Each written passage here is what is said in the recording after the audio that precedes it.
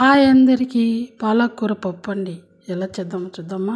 ముందుగా శుభ్రం చేసి పెట్టుకున్న పప్పు, అందులోకి వెల్లుల్లిపాయ, ఒక ఆనియన్స్ చిన్నగా కట్ చేసి వేసుకోవాలి. పచ్చిమిర్చి అండి, మేము కారం ఎక్కువ తింటాము, అందువల్ల పచ్చిమిర్చి ఎక్కువ వేసుకున్నాం. టమాటా ఒక 4 ఇలా కట్ చేసి వేసుకోవాలి.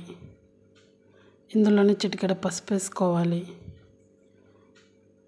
కొద్దిగా పెద్ద నిమ్మ సైజ్ ఎంత చింతపండు వేసుకోవాలి. జీలకర్ర వేసుకోవాలి.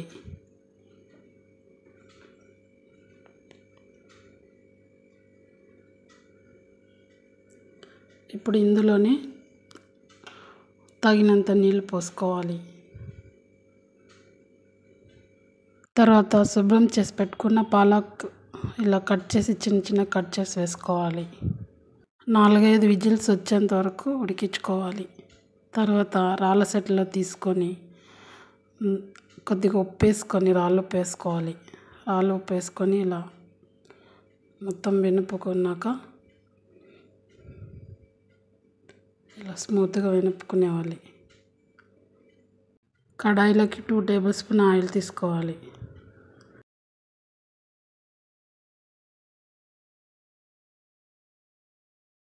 హీట్ అయ్యాక కొద్దిగా ఆవాలు, జీలకర్ర వేసుకోవాలి.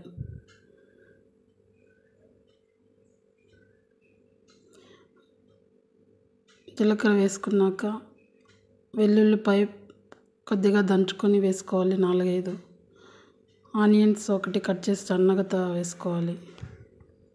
ఆనియన్స్ కొద్దిగా వేగిన తర్వాత ఎండుమిర్చి 2 కట్ చేసి వేసుకోవాలి. ఎండుమిర్చి వేసిన తర్వాత కొద్దిగా కరివేపాకు వేసుకోవాలి.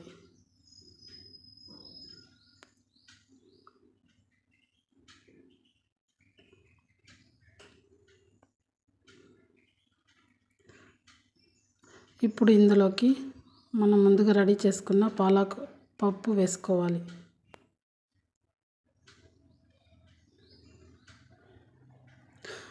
పప్పు రాళ్ళ సెట్లో ఇలా వెనుపుకొని వేసుకుంటే చాలా బాగుంటుంది, రుచిగా ఉంటుందండి. ఆకుకూరలు హెల్త్కి చాలా మంచిది. అప్పుడప్పుడు పాలకూర ఆకు తింటూ ఉండాలి.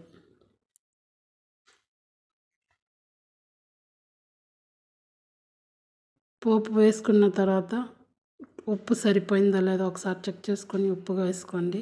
లాస్ట్లో కొత్తిమీర ఇలా వేసుకోండి తరుగు. అంతే అండి, పాలకూర రెడీ. వేడి వేడి అన్నంలో ఇలా పాలకూర వేసుకొని తింటే సూపర్ ఉంటుంది అసలు. నెక్స్ట్ వీడియోలో కలుస్తాం. బాయ్.